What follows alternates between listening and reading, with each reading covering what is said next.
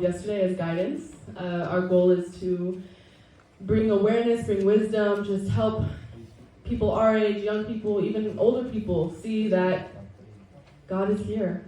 Mm-hmm. God is here in relationships, and He cares about every single detail of your life. So, the first thing we're going to do is just go over fun facts, just so you guys get to know us more. We did get married at 19. After following most of these steps, you know what I'm saying? That's what. And then we were also high school sweethearts. As you guys know, Christian rap duo, and God told us to get married. Now that's a whole different story for another different time, but it is a very interesting story. Or maybe at the end, we'll have time. Yeah, but I really encourage you guys to just take notes, write down questions.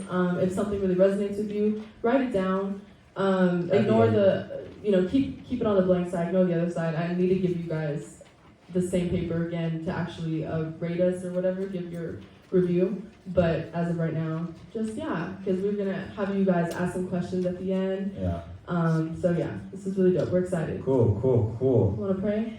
Yeah, let's pray. Okay. God, thank you so much for this day. I pray that people will receive the message that you are trying to share with them. I pray that you speak through us. I pray that the knowledge and the wisdom, they can catch it. And that just thank you for a blessed day, and thank you that we woke up today. In Jesus' name, amen. All right, let's go.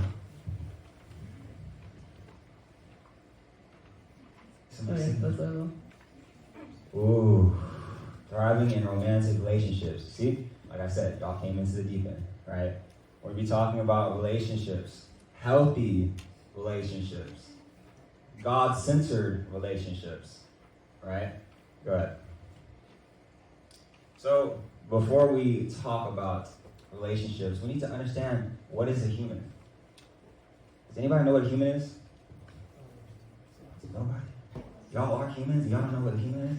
Go ahead. Human is what we are, species. Species, right?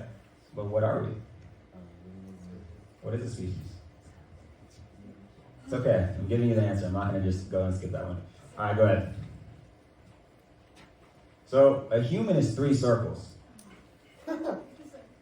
Or 3 parts, right? Okay. So you have this outer section, right? You have this inner section, and you have one more section. Does anybody know what this outer section is? Oh, well, he put it up there before I did it. It's okay. It's your body, right? Good job, guys. It's your skin, it's your brain, right? It's everything, your body, right? Anybody know what this section is? Your soul, right? Good job. Okay, soul is your mind. I'll go into that, right? Anybody know what this part is right here? Your spirit, right? Cool. Right? It's all over the Bible. It explains it. You can go ahead. Next one. Right? So your body, you have your 5 senses, your organs, your cell functions, everything. You go to the soul. So soul is your emotions, your mind, and your heart, and your will, right? That is your soul. That is under your body, your soul. And then you have your spirit, go ahead, is the breath of life that's inside of you that causes you to still be alive, basically, right? It's God's breath, right? You go ahead. So my whole point is that God was very specific in creating us, right? You all see how specific He was in creating us, right? In each different part of us, whether it's our body or our soul or our spirit, right? God created us to need and desire connection in different ways, right? That's how God created us, right? When we want things, relationships, friendships, all that, God literally created that and put that inside of us. That doesn't come from anywhere, okay? Make sense? We're good? Yeah. Cool, go ahead. So, God created you to desire acceptance, care, connection, physical intimacy, emotional intimacy, sexual intimacy, spiritual intimacy, and more. Do y'all feel any of these things? Some of y'all know it's fine. Y'all not. It's okay. Go ahead. They do. The connection that we desire is a holy thing. And someone said that with me. It is a holy thing. Right? Our desire for relationship, our desire for friendship, all that. It is a holy thing, right?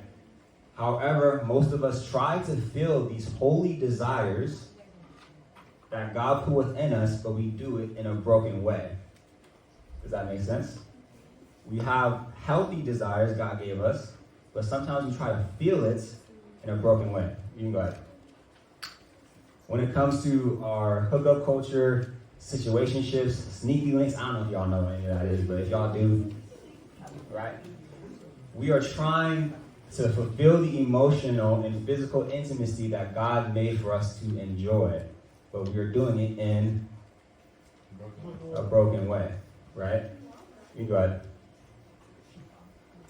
We remove the guidelines that God gave it for it to be healthy, right? What does that mean? If I create something, right, and I hand it to you, I say, here, bro, take this, right? He doesn't know how to use it, right? Damn. Right? And then he tries to take it, and he tries to use it without me, and I give him no instructions. He doesn't listen to anything I tell him. Is he going to be able to use it properly? Right? No, because he didn't create it.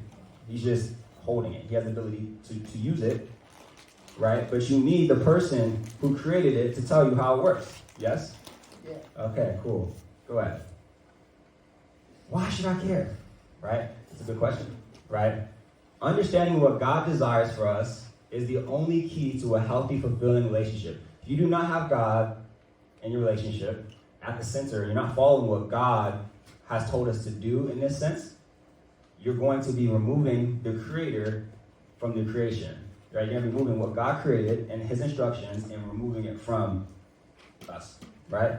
And if you want to have a healthy relationship in the future, have healthy households, healthy kids, it starts with being aware in the dating stage. This stage is so important. It's extraordinarily important, okay? You go ahead. Again, like I was saying, if we take something from God that he created and we remove him from it, it will be unhealthy and it will cause brokenness. We're all good with that. We understand that? You know, if we take, let's say our hands, they're created for a good thing. But if I sock him in the chin, right? Did I use it in the way that I was supposed to use? Okay, cool. Some of y'all are like, yeah, that's exactly what you're supposed to do. No, that's a different lesson. I hope y'all know that's not what we're intended to do. Right. So we're going to get into the purpose of dating. Next slide. Let's go over what dating is not. It is not for temporary companionship. It is not to alleviate loneliness. And it's not to alleviate physical needs. Y'all understand that? Yeah. Okay. Period. That's what it isn't, okay? Some of y'all are like, oh, that's what it is? That's what, no? But it is Is that not. not supposed to be lonely? All right. Go ahead. So what is dating in God's eyes? Every dating relationship ends in one of two ways. And Wait, don't skip. Where does it end?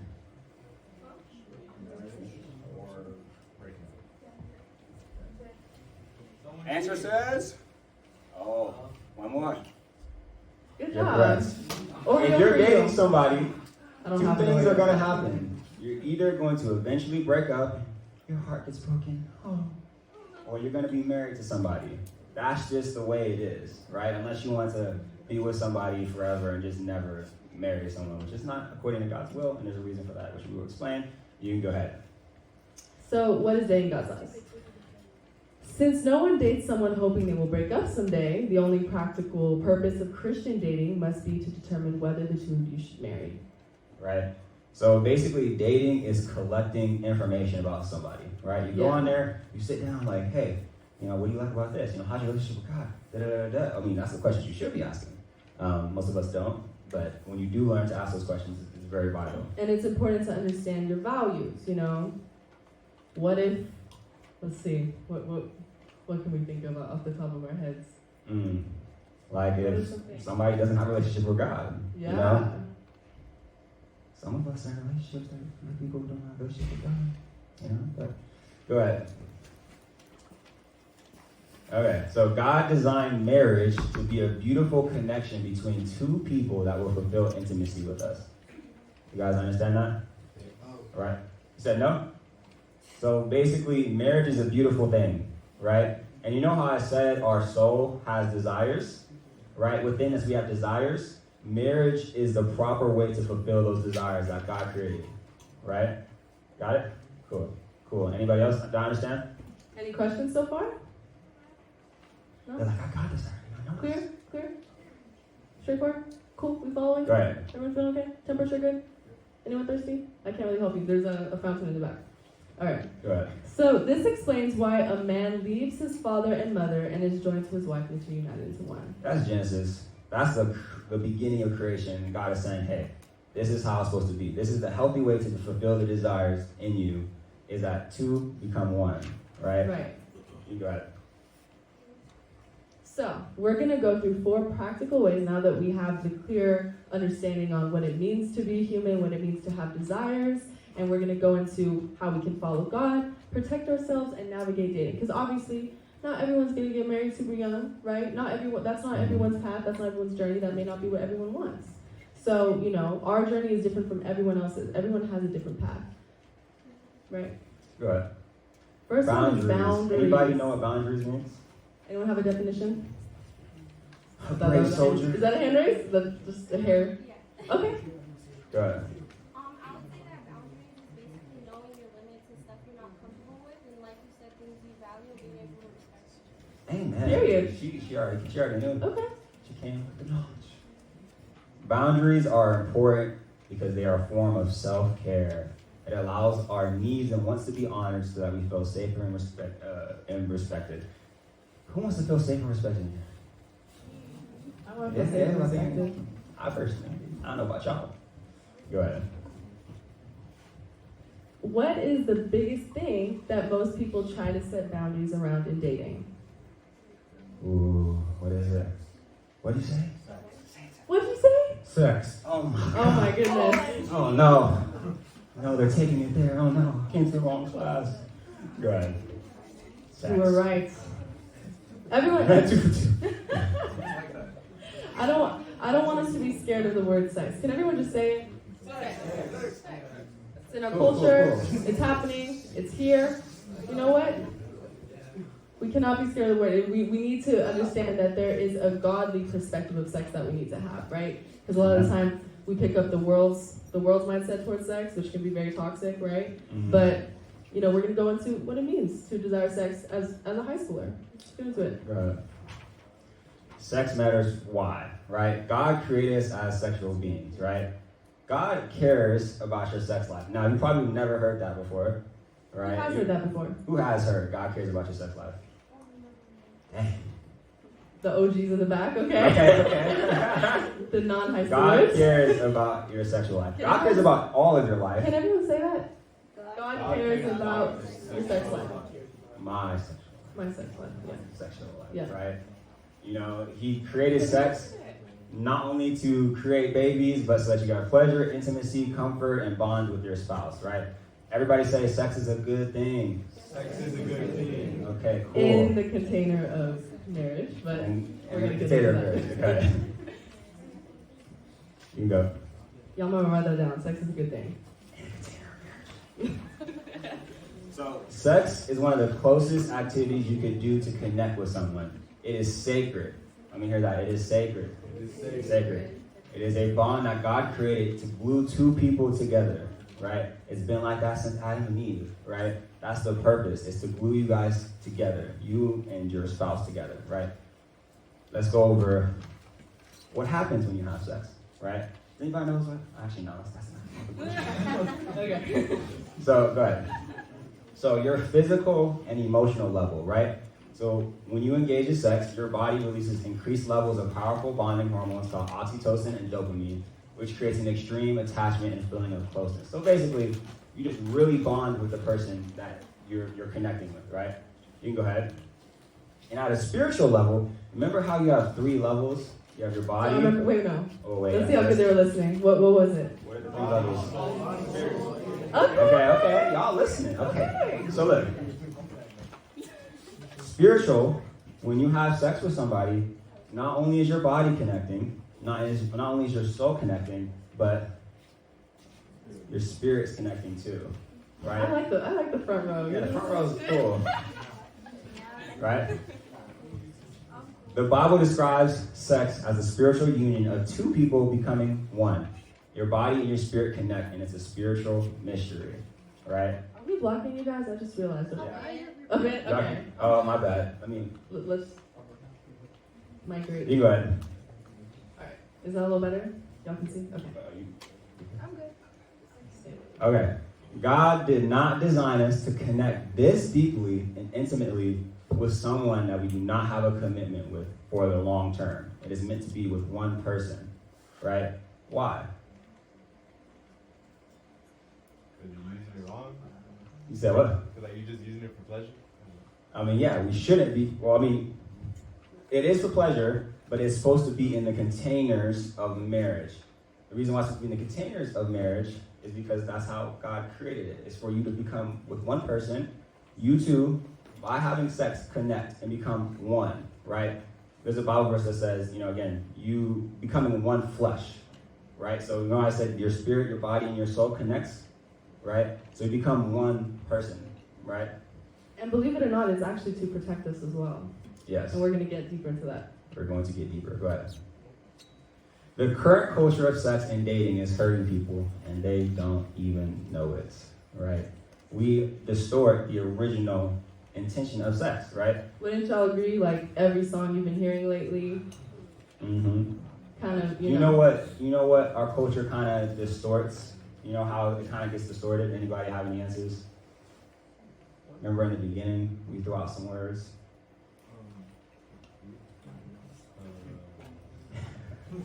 So I don't even know. no, so like for instance, situationships, right? Oh. Where I'm coming for all of y'all. Situationships where you're connecting with somebody, but you don't have a commitment. I have a title. Sneaky links, right? You remember sneaky links, where you're connecting with hookup culture, right? Where you're connecting with somebody, but there is no commitment, right? And when I say we are distorting the original intention of sex, we just gotta be careful that we keep it within the containers that God created. You go ahead. Again, like I was saying, we are taking a God concept and we were removing the guidelines and boundaries, and it has for us and it hurts us. I'm not going to go specifically over the different ways that it could hurt us, but it is very important to know that people get heartbroken, people feel used, all these different things when sex is taken out of the container, right? And also, and here's something someone said to me like a little bit before. They were saying that basically like you won't give somebody access to your bank account that you don't know, but why would you give them access to your body? Oh. Something to think about. Y'all might want to write that one down. Isn't your body more important than your money? Wells Fargo app. The Wells Fargo app? That's my thing. It's deep, right? Mm-hmm. All right, go ahead. And I just want to also say, it's important to talk about sex as a precursor to dating because let's be real, that's what's going on, especially in high school, right? That's what surrounds us in our culture. That's what TV shows, movies, media, everyone pushes. So, it's important to have the basis of why we believe the way we do so that we can lead into why we do have boundaries in dating, right? We want to make sure we're all on the same page with that before we go into, the the practical steps. Okay? We So clear? y'all good? Good. How we feeling? Good? Shake off a bit of the, We're getting out of this section, guys. don't worry. You can breathe Slow now. and steady. Wins the race. All right, so how do you navigate sex and dating in high school? You can go ahead. So here are some suggested boundaries, right? Communicate and agree on your values and your relationship with God, right? You want to find somebody who has similar values, someone who's like, I understand the importance of sex and how God created it, and I'm willing to date and see, okay, is this something that, can work or something that can't work, or, right? And I added the agree on because it's one thing to say to you know, for instance, I'll put myself out there. When I was in high school, I was dating this guy. It was not Justin. And I know, right? It's so sad. Sorry, man. Few more years. But I was dating this guy, and I had the word in me. I wasn't a strong believer at the time, but I was like, you know what? I know I want to wait. I don't want to have sex. And I told him, I was like, yeah, I don't want to have sex. I literally had a whole little written, little contract thing. It was really, really crazy now that I think about it. But he was like, all right, like, cool. That's not the same thing as agreeing. Mm-hmm. You know, telling someone this is what I want and just them being like, all right. Because eventually they're going to push that boundary because they don't agree. Versus you telling someone, hey, I want to wait till marriage, or I want to hold back. Same. Like, we're on the same page. Mm-hmm. Like, making sure that even when you say something, you're not psyching yourself out to think that they agree with you when they really don't. They do not agree with you. Yeah, he said okay. That means he agrees. No. And then 5 months down the line, he's kind of pressured. Yeah. Yeah. Okay. But that's just a practical example of what it means to agree. And Can everyone say agree? Agree. All right, cool. Communicate your physical boundaries, right? That's and everything. Communication, right? And agree.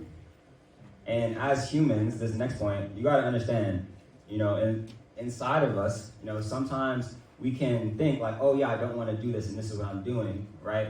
But then you get into a certain space and a certain mindset where you can overturn your Or beliefs. a certain substance. And you can overturn your beliefs and you can kind of fall into it. So one of our suggested boundaries is don't be alone in intimate spaces with the person you are dating. When I say intimate, I'm not talking about, you know, hanging out one-on-one, but I just mean, okay, don't go to your room and hang out one-on-one, because guess what's bound to happen? Because why? Because you are sexual creatures, right? Okay. You know, obviously be careful about touching. I ain't go further than that.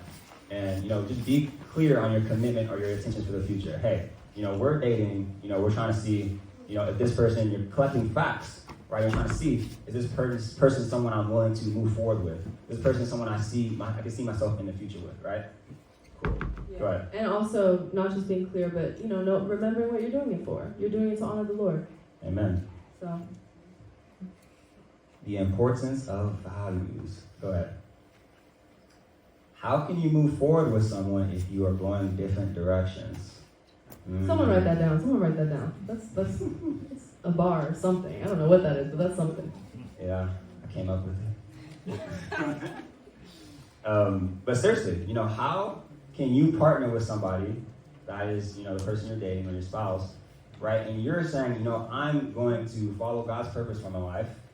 And they're saying, I'm going to do whatever I want to do. You guys are going in different directions. And granted, usually it is the one party that will pull this party, the worldly party, will pull you back into the world. Who's experienced that? You can be honest. Thank you. Yeah, Thank you for your honesty. Thank you for your honesty, yeah. Mm-hmm. And it can even go into friendships. Mm-hmm. Something as simple as friendships. You tell a friend, yeah, I don't really want to do this tonight, whatever. I've had friends that have literally pushed weed pens in my mouth because I stopped smoking at a certain point and they were not rocking with it. And those are friends that were literally pulling me in a different direction. I'm like, yo, like, people who don't, once again, respect boundaries. And it goes in all aspects, friendships, relationships, whatever. Amen. Good. God is very invested. Can someone say God cares about me? God cares about me. God is invested in every aspect of your life, including the dating aspect, right? He wants you to have a healthy relationship. Come on, someone say healthy relationship. Healthy relationship. He wants you to have a relationship that has similar values and has him as the center. You got that? We're good? We're good? Okay, go ahead. 2 Corinthians 6:14 says, do not be yoked together with unbelievers, for what does righteousness and wickedness have in common? Or what fellowship can light have with darkness? Basically, what this is saying, hey, I'm in the dating stage.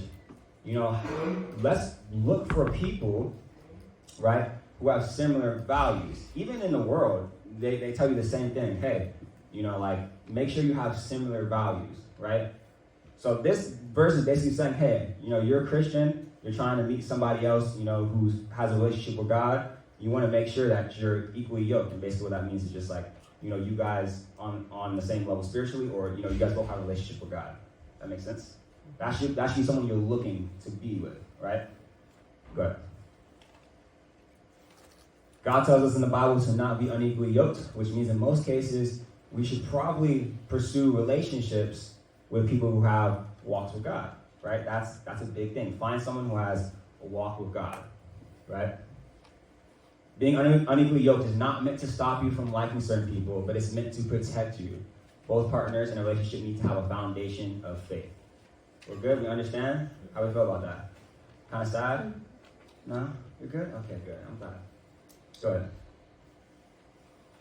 It is important to date someone that brings you closer to Jesus, right? Not someone who will tempt you further from God, right? Personally, what I know from relationships is that sometimes you can have a crush, and it's a big crush on somebody, and they're doing something, and then they kind of lead you back, and you kind of backtrack, right? Happens to all of us, right? And that's why it's important to find somebody who believes in Jesus, who's following, right?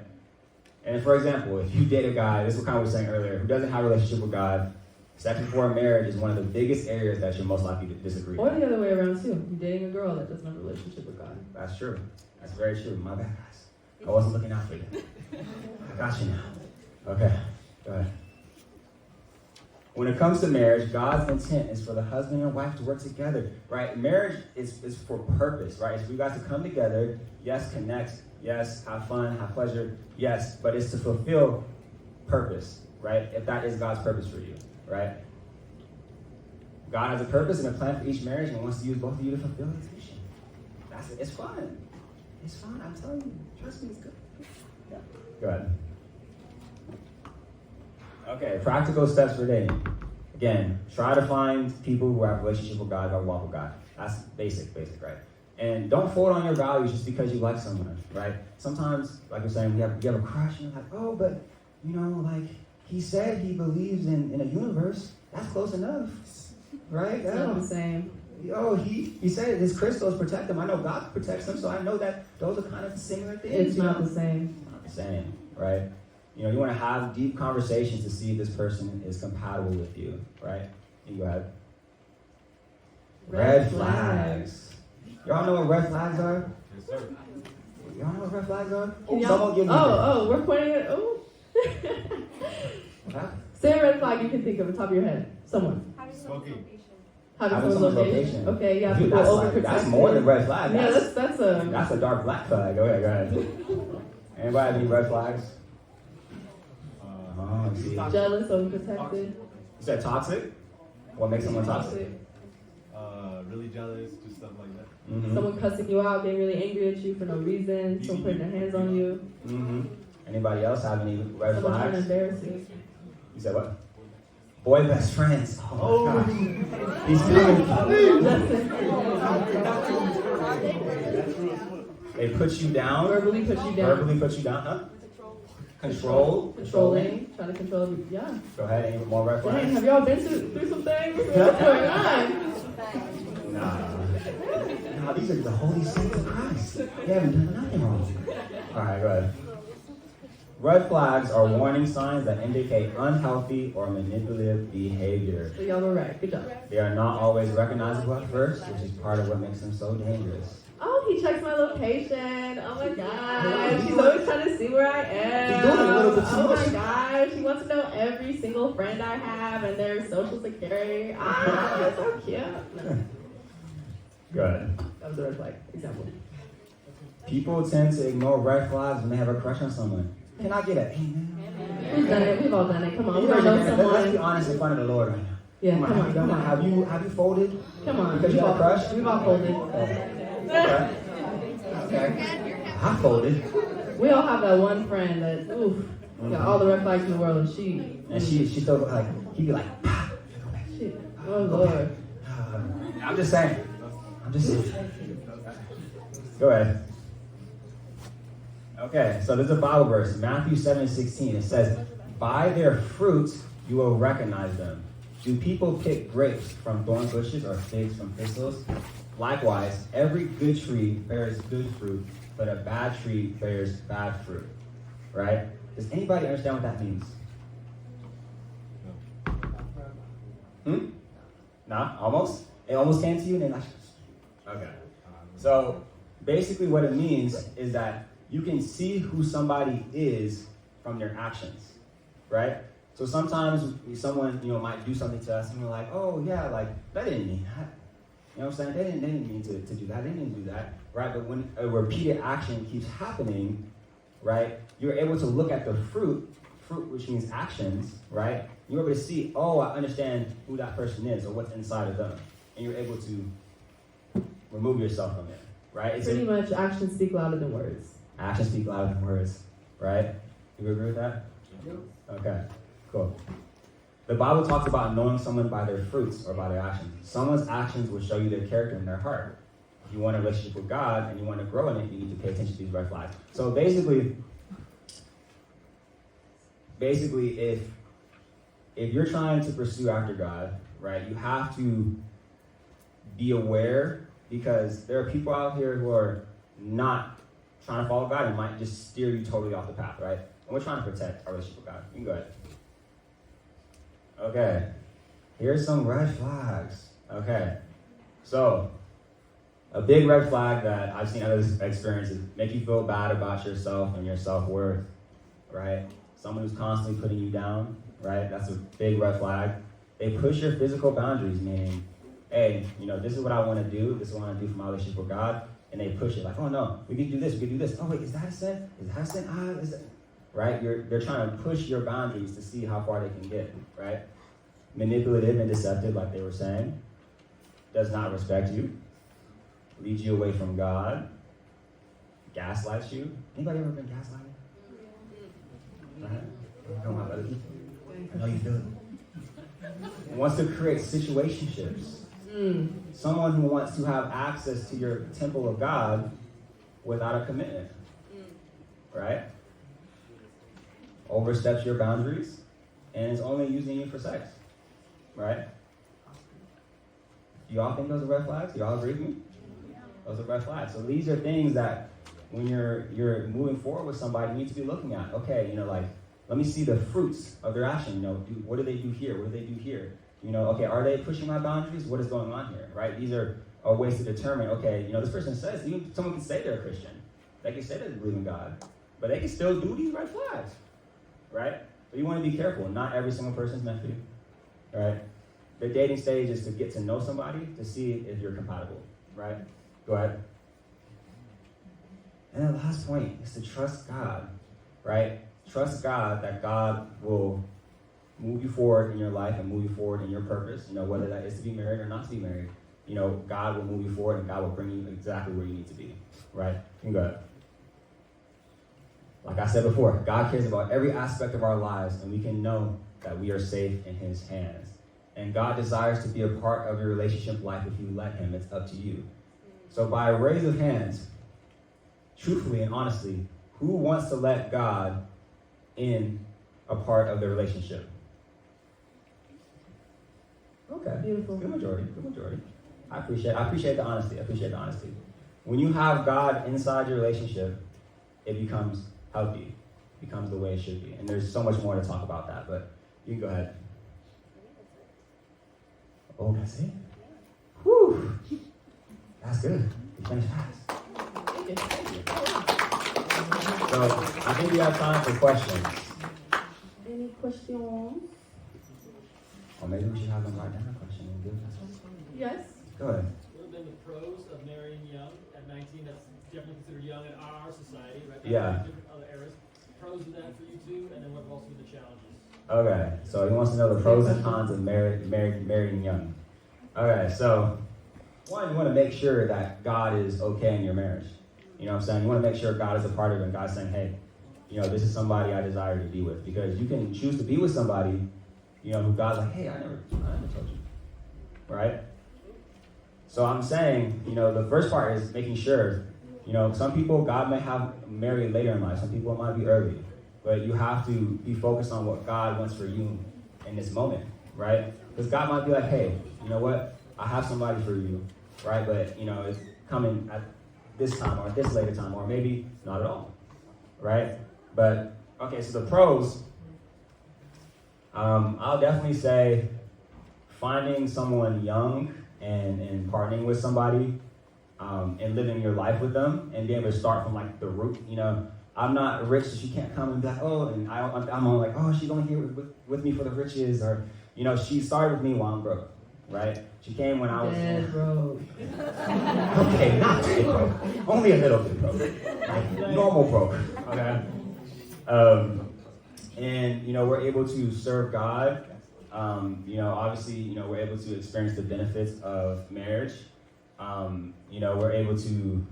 It's just one thing I can definitely say about marriage is that it makes you more holy in a sense, right? Because when you live with somebody, and when I say more holy, it helps define you as a person, because you don't know your issues until you wake up with somebody every day and they're seeing every single fault in you and they're calling it out and they're saying this is wrong and this is wrong, and then you're like, no, this is wrong and this is wrong, and you guys go back and forth, right?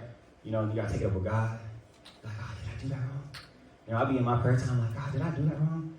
Right? And it just helps you grow further in holiness.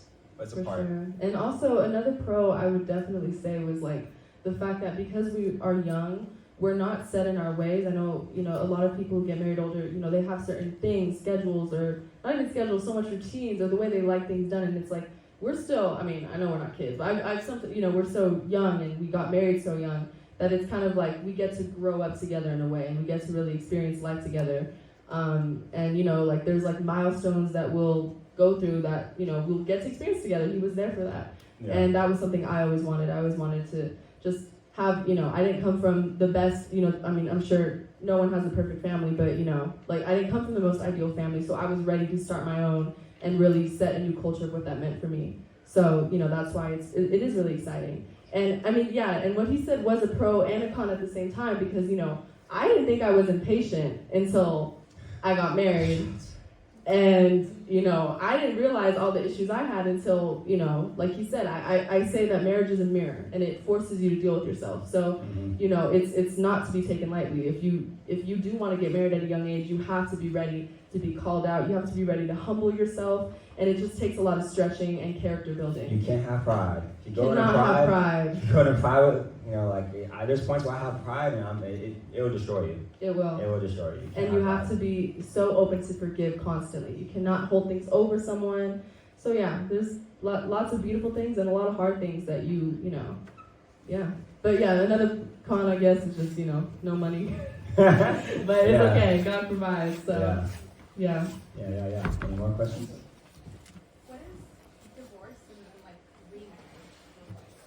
So divorce and remarriage. Oh. Like, what do you mean? What does it look like? Like, so we say that we put God at the center of our relationships, Mm-hmm. and like divorce isn't necessarily something that's like spoken about. Once you much more, and then moving forward after the divorce, and then choosing to remarry. Yeah. So that's why it's really good to move with God together, trying to find someone that you're to be with, right? Because marriage is supposed to be a forever thing, right? You're supposed to be asking God, hey, is this someone you got to keep checking, make sure, right? Because what God puts together, let no man separate, right?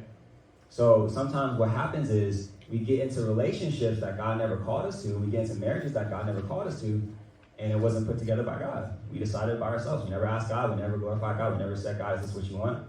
And then sometimes, you know, there's other things, you know, people can switch up on you. You get married to somebody and then, you know, they can hurt you, or different things can happen, you know, that, you know, but, you know, the Bible says no divorce except sexual, what is it, sexual? Cheating, yeah.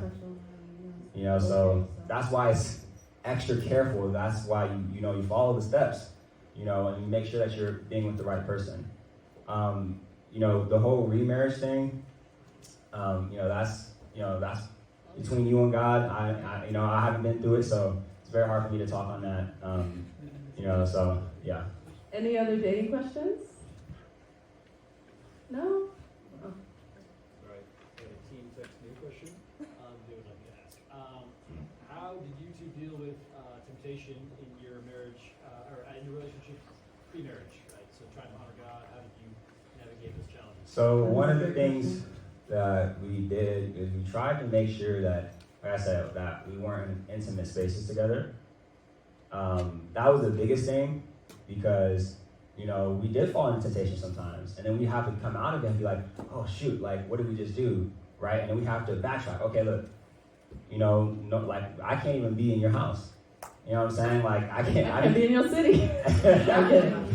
You know what I'm saying? No, but seriously, like, you know, sometimes you gotta set boundaries for yourself. And so one of the boundaries that we kind of set is like, hey, like, you know, let's not, okay, if I'm coming to your house, you know, your parents are over, you know, we're chilling in very central areas. Okay, we're going on a date. Okay, how about we don't spend, you know, 2 hours in the car? What is that? That's like, you're just like asking for it, right? You know, you go into public places. Not like that, but yeah. Not like that. But you know what I'm saying. And yeah, so that too, and you know, honestly, you gotta just put God first. You know, God has to be the first thing on your mind. And one of the things I tell you, you know, I say is like, you know, if you're dating somebody and you're getting closer to them and you're at the point, you know, you should be praying with them. You know, you should be praying with them. You should be worshiping with them. Not spending all your time praying and worship with them, but you know, you should start to see, okay, you know, how's, you know, your spiritual life, you know, like, okay, let's pray together. Let's see if this is what God is wanting for us. Yeah. Okay. Her mind went, guys. I exposed her. Any other questions? Of course, we love it. So we have a lot of teens in our group here. Yeah. Texting me to ask you. So can you ask about dating someone who currently doesn't follow God or hasn't been exposed to the Christian faith at all in their life? Like how would someone like me who's exploring the faith move forward in a situation like that? So are you saying somebody who's exploring the faith? Yes, moving towards God, but their significant other is not currently. Okay, so you're saying like at the same time? Or like, so like you someone have... who believes in God is Is exploring dating Jesus somebody. and Oh, dating you're a non-believer. exploring. You know, honestly, I like to stay super biblical. I don't try to impart my interpretations into it. You know, the Bible says don't be with unequally yoked people. There are cases though, and this is like, you know, there's people when you can have missionary date is not the greatest thing. That's the term. It's called missionary dating. For the does anyone know what that means? Missionary dating? From experience, I guess. He raised his hand. No, missionary dating is when you date someone who is not a believer in hopes of making them a believer. But I can't say this as a fact, but from most people I've heard who've tried, it doesn't work. Every single person in our lives, every single person without fail, it never I haven't seen one person. It never. No, it doesn't. It does not end well. I will say this: honest. if you're married to somebody who's an unbeliever, That's different. that's different. You stay with them, you grow with them, you pray and you pray and you pray and you pray and you ask that they give their life to God. Because you already made that decision. Right, but if you're exploring it and you're trying to see if this is someone, again, not right there is a red flag, but that's a boundary, right? It's like, hold on, you don't have a relationship with God? Okay, you know what? We don't have same values, right? Because we can't be so much in the moment. Sometimes we're in the moment like, oh, he's so cute, or she's so beautiful, right? That we don't look back and be like, oh wait, their character, what are they putting forward? So I'll say this, like if you're dating an unbeliever, I'll definitely tell you to step back, pray about it. Reevaluate, for sure. Reevaluate. And it's hard. I can only imagine. It's hard, if you, I don't know how long some of you might have been with this person, or, it's very difficult, but you have to think long term. I think so much of society thinks short term. In the now, he's cute, she's fine, whatever. But it's like in the long term, when a health issue comes up, if you choose to do life with this person, is that person gonna leave you because you lost a leg and you don't look cute anymore? Because, I mean, that's kind of extreme, I know, but you don't know. When it's someone of the faith, you know that they are obedient to God. They are sticking with you because God is holding them accountable. If a relationship doesn't have God at the center, or God holding you accountable, it's going to break and fail. And here's the thing, here's so Trina and I will get in an argument, right? Now, if we don't have God, we're in an argument, and we're going to try to make up, get in an argument. But I go my step away, she goes her step away, we pray, we say, God, was I wrong, was I right? And God will literally tell you, like, no, you was wrong, Jay. What you were doing over You'll there? feel that conviction in your heart. And like, then y'all come back here, I'm like, oh, dang, I got to apologize. Trina, and I gotta apologize. And then we're happy. Yay. Right, so it's an extra source of accountability in a sense, like, even in life, you can't, like, you need, humans, like, we pretend like we know everything, we're all young, like, yeah, I know this, and I know this, and I know that, but it's like, in reality, we know nothing, and the thing is that that's why God gave us the word, so we can be able to read it, and we can be able to follow a lifestyle that he created for us, and it is the most healthiest. I can tell you, from being married, it is a very, like, God, what he said in the Bible, it's a nice thing, it's a beautiful thing, right? Can I just add real quick? And adding on top of that last question, like, just an emphasis on our last point, which was trust God. We always trust ourselves. We think we're strong enough. We think we can turn someone to Christ, but just trust God. Say, okay, God, I really like this guy, but, your word says that I shouldn't be unequally yoked. So I'm going to step back, and I'm going to stick to what I believe, what I know that you've said. And, you can trust that God will do the rest. Maybe God will do a work in that person while you guys are friends, or while you guys are separated, or, who knows what can happen. Maybe someone else will come in your life and I know that sounds so scary. That sounded scary to me when I heard those very words, but you just never know. But when you trust God, it's all going to pan out. It's going to be beautiful because you're walking in your purpose, and nothing beats that. So. Any other questions? We've got 2 minutes left. 1 minute. 1 minute left. Well, one more pray? question? Or, Are you going to pray? Okay, that's fair. You got it. all right. Thank you, God, for this time. Thank you, Lord, for this word. Thank you for just flowing, Lord. Thank you for the people who were bold enough to ask questions. And yeah, God, I just pray that you would minister to every single individual in this room, every single heart. And God, let them just hold on to your wisdom. Let them be hungry for your wisdom and hungry for your purpose, because your purpose is all that matters in our lives, Lord. Your calling for our lives is all that matters. And let us just put you first in every decision. I pray that these teens would just remember the words that have been spoken to them, that they would reference their notes that I hope they were taking. And God, that they would have a great rest of their day and just a beautiful weekend. In Jesus' name, amen. Thank you, guys. Thank you, guys.